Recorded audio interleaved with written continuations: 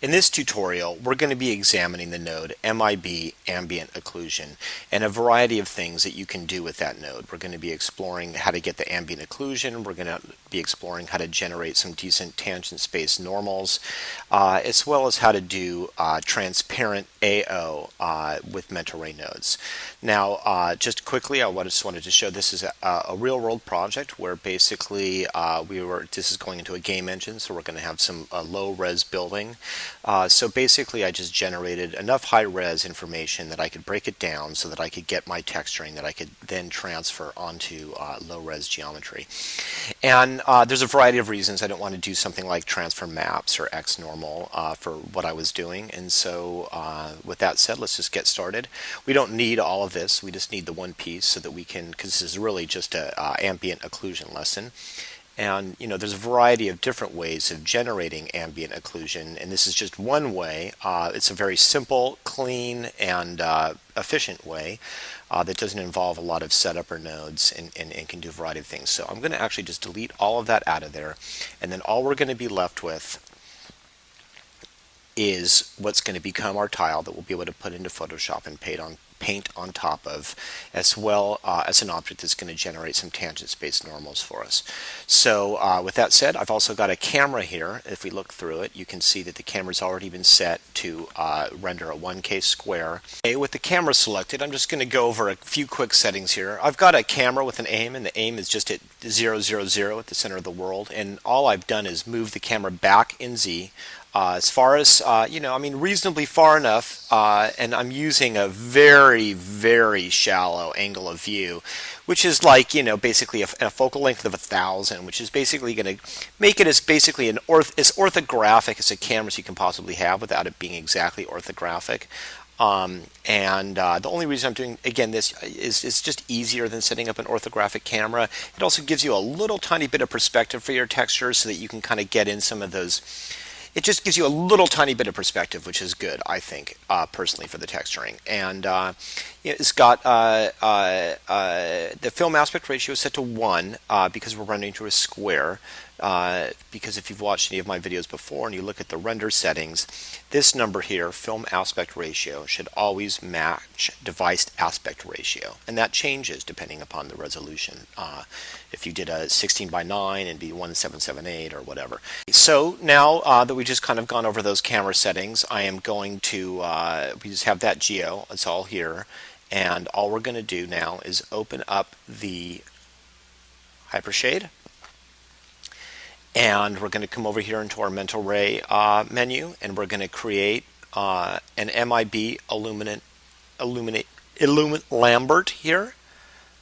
And then under here, under the texturing tab, we're going to create an MIB Ambient Occlusion. And I'm just going to drag that on top of the Lambert's ambience. I'm going to turn the ambient all the way up and the diffuse all the way down. Okay, I'm going to grab everything and I'm going to assign it. Okay, so now we've got it assigned. Now, this is just at your default settings. I just want to make sure that my render settings are low enough, which they are. Setting it to 1 in box, and I'm rendering to half resolution under my test resolution settings. We'll just look through the camera, pull up that render, and let's just snap off a render.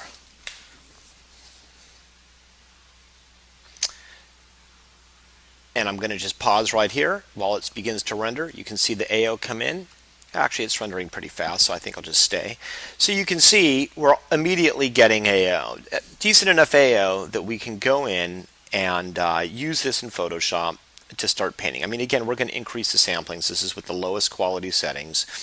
So the first thing, though, let's just kind of examine this node and take a look at what's going on here. Okay, so I'm going to pop up in here, and I'm going to go and click into the node, and we've got our sample settings. The sample settings are going to be how you control the quality. So for instance, for right now, let's just pump that up to 64.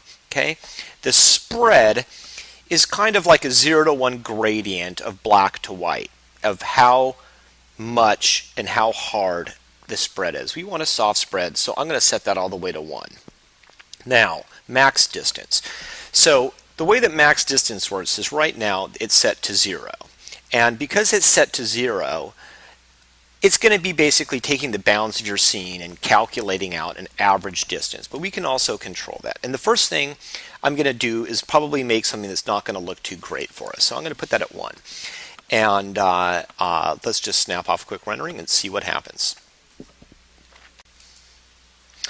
So you can see right away that we're practically getting no AO because or ambient occlusion, because now we've set the distance, and so because now that we're setting the distance, we don't have that override, and so the distance of 1 is just not that sufficient, because the longer the distance, the greater the amount of calculation, so the greater amount of ambient occlusion. So I just happen to know that with this number that we just need pretty much probably a number, I think about 10 will probably do it. Okay, so with that number set to 10, and the only reason I'm actually really sure, you could keep it to 0. It's a little less efficient, I think, in the long run if you're going to use this shader. But I really want you to see how that number works and how it can change and alter your scene, because sometimes you could potentially have a scene where you've got to set that number to like 1,000, and we're going to look at that later on. With that said, I'm just going to pause this until the render's done. Well, the render's done. You can see the samples are better. On the AO itself, it's not as grainy, but we're still not quite getting as much detail in there as I'd like. So chances are we're going to have to increase that number a little bit. So let's just do that and come back here and set that to 100 and see what we get. Okay, I'm going to snap off another render.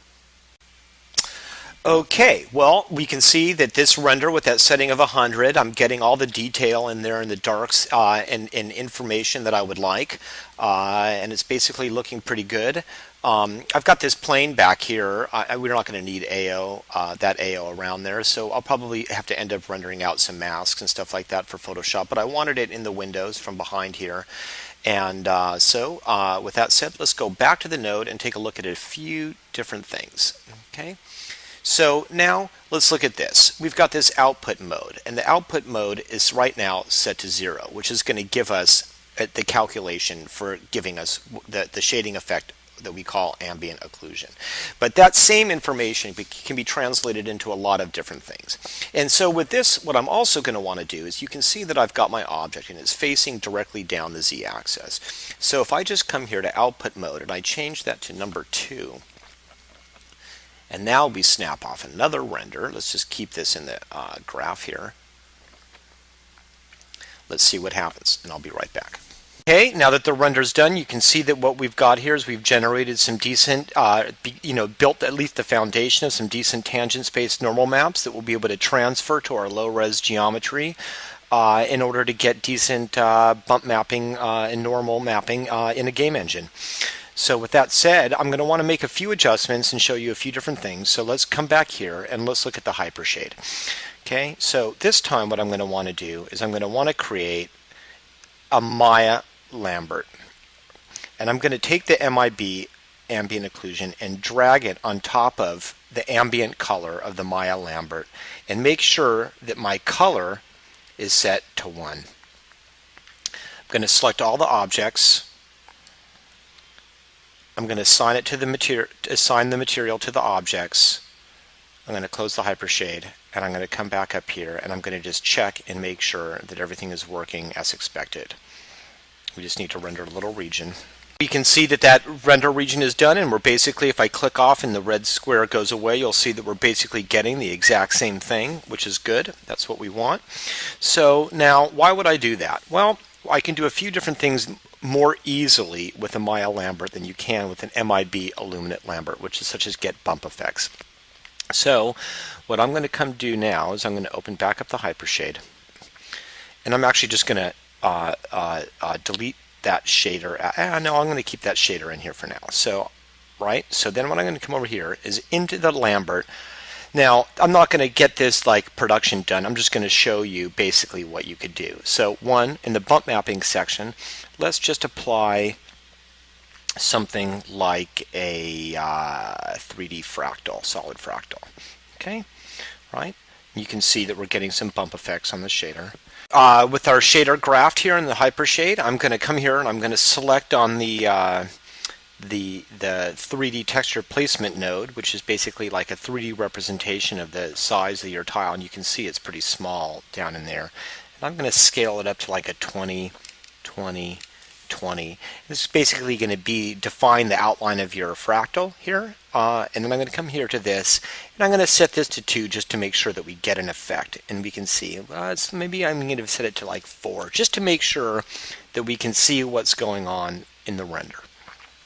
Okay, that said, I'm just going to come up here and snap off another render. Well, you can see that the bump map is translating into our normals render, which is good. That's basically what we want. So now, just a note here, this is, I wouldn't use this node exactly in this way to do all of these bump effects. This is just really showing you how you could potentially apply your own black and white bump effects and affect the normals render of your own render so that you can get decent normal maps with some hard surface geometry and some texturing that Crazy Bump would have a hard time translating. And that's basically, it's just a little bit more convoluted version of that. Okay, so with that said though, the last things that I'm going to want to do here is I'm going to want to come in here and I'm going to want to increase the quality. Now for my final rendering quality for textures, I'm going to always set it to 4. I'm going to come up here, I'm going to set it to Mitchell, which is a good filter for still images, right? And I'm going to come up here, I want to check all of our settings here real quick. Yeah, everything is fine there. And then I want to make sure that I go into the shader.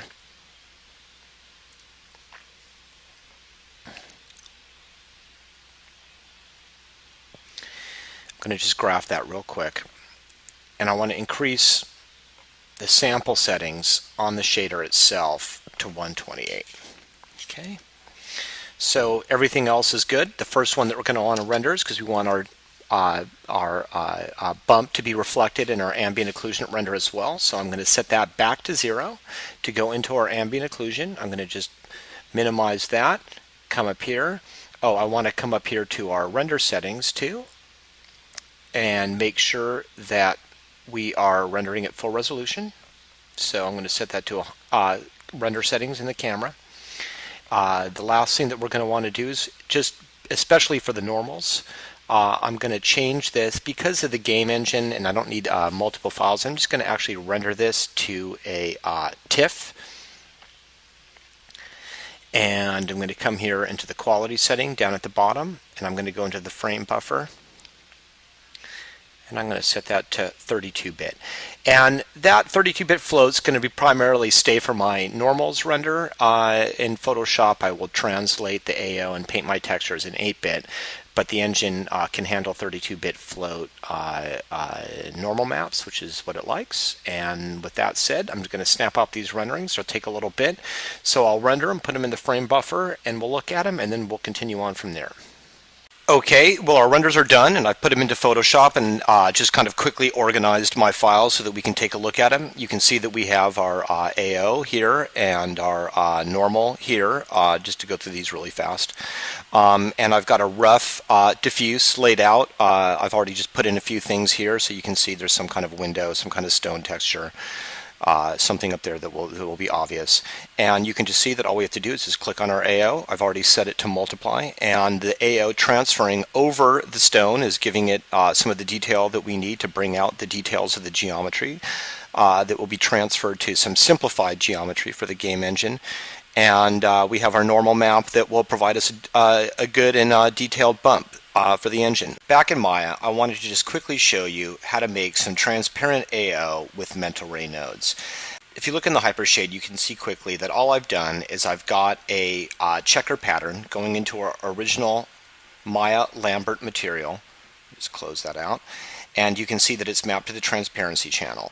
And well, what if we wanted to do that within this mental ray node? How would we do that? Well, obviously we could just do it in the Maya Lambert, but let's say for some we had a need to do it in a mental ray only node. And it also will begin to introduce us to the idea of compositing shaders within mental ray. So what we need to do is we need to come down and look in this sample compositing bin, and we can see that we have here a bunch of nodes, and the one that we want right now is MIB opacity. So what we have to do is just click on that, and I'm going to graph all these